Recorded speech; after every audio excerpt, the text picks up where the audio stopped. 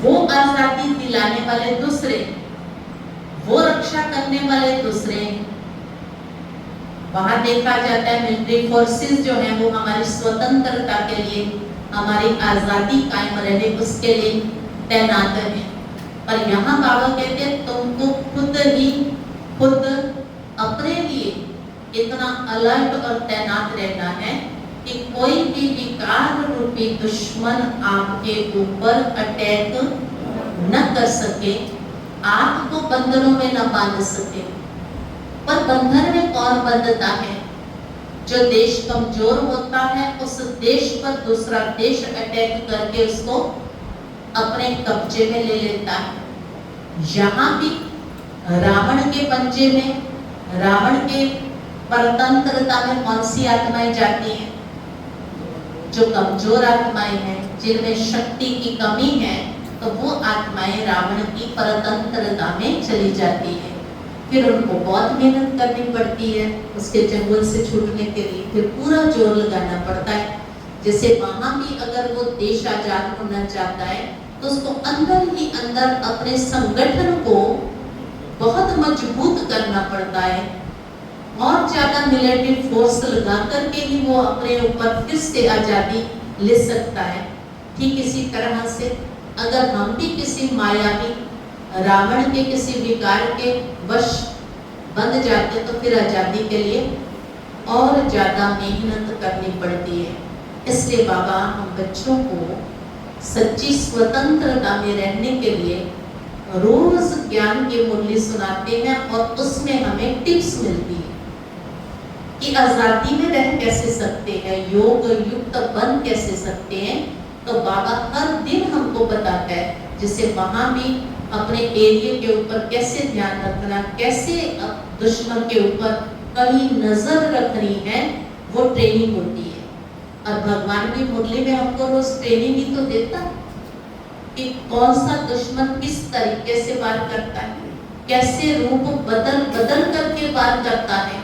वहां भी देखो मिलिट्री का ही रूप धारण करके दुश्मन अटैक करता है।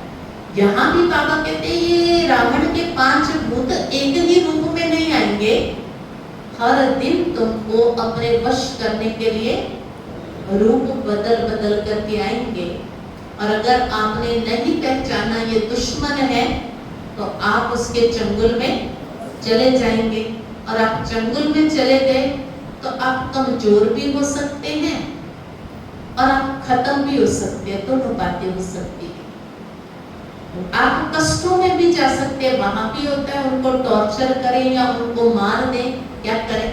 तो यहाँ भी माया रावण के भूत टॉर्चिंग भी करते हैं, दुख भी देते हैं और हमको अपने बंधन में बांध के धीरे धीरे समाप्त भी कर देते हैं। इसलिए हम सभी को अपने ऊपर अटेंशन रख करके माया का कोई भी भूत, कोई भी शक्ति हमें अपने अधीन न कर ले, उसके लिए पूरा अलर्ट और एक्टिव रह करके हमें सच्ची आजादी को प्राप्त करना है। तो उस आजादी के साथ साथ जो देश स्वतंत्र हुआ, ये भी खुशी की बात है, क्योंकि तब तो सांस लेने में भी दिक्कत है ना।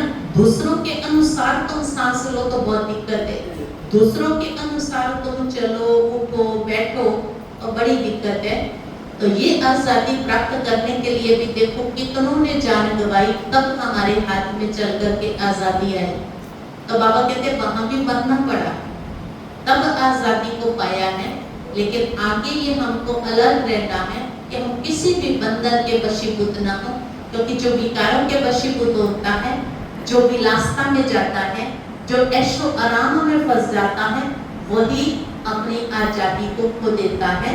तो परमात्मा हम सभी को स्वतंत्रता में रहने के लिए सिखा रहे हैं, और ऐसी सच्ची स्वतंत्रता में हम सदा काल रहें। जब तक जीवन है, जीवन पर्यंत हमारी स्वतंत्रता कायम रहे।